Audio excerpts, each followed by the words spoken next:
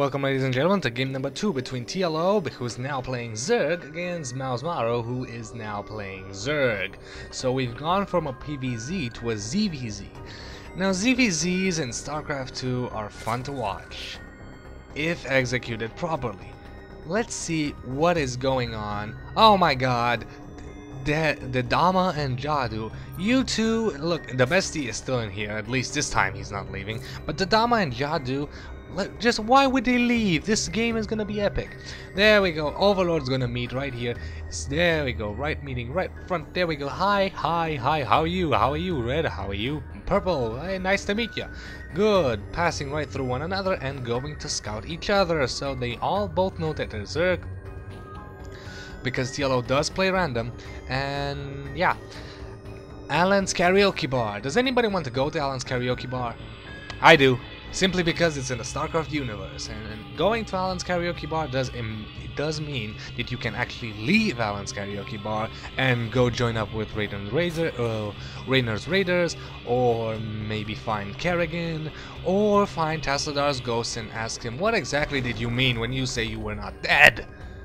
I mean, seriously, when this game launched, I cried when you died, and you're now alive?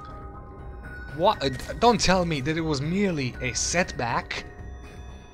This is Starcraft, not World of Warcraft.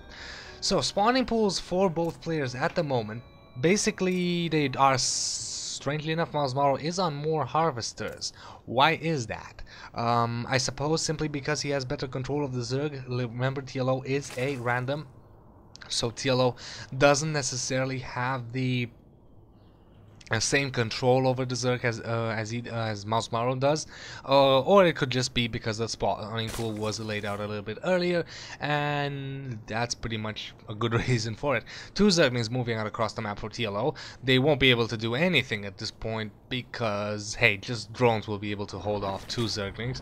mouzMorroW going for one gas, still, and there's TLO's gas. So if we look at the production tab, fairly similar timing. So speed, if they go for Zergling speed, they'll probably have similar timing. There we go, two Zerglings for mouzMorroW, so we're gonna have two Zerglings versus two Zerglings. mouzMorroW already expanding while TLO has not. Will he expand? Will he expand? He seems to be saving up for it. There is a queen chasing away the scouting overlord here. Nope. He is saving up for it, so he might expand pretty soon. So there we go, two Zerglings versus two Zerglings. And now they split off. No, TLO is still going a lot of drones. He's pumping out a lot of drones. Will he go one base play? I don't know. I do not honestly know. He does have two queens. Oh, and there it is. He's waiting for that expansion, but very delayed in comparison to mouzMorroW. So if we look at the Zerg play, mouzMorroW is slightly ahead. It's safe to say. Units lost tab. Well, mouzMorroW is behind because he lost an overlord, and TLO's behind because I don't know, why would you lose 25 resources? Did he lose a Zergling or something? I don't know. And there's TLO's expansion. Here comes mouzMorroW running in here, but mouzMorroW will not be able to do anything, just a little bit of scouting. If we look at the production tab, speed, fairly similar time, strangely. However, 6 more Zerglings on the way for TLO, while 8 for mouzMorroW. Production tab, units tab says 8 Zerglings for TLO, while 10 for mouzMorroW. 19 drones to 17, so fairly similar at the moment. You might argue that mirror builds are boring.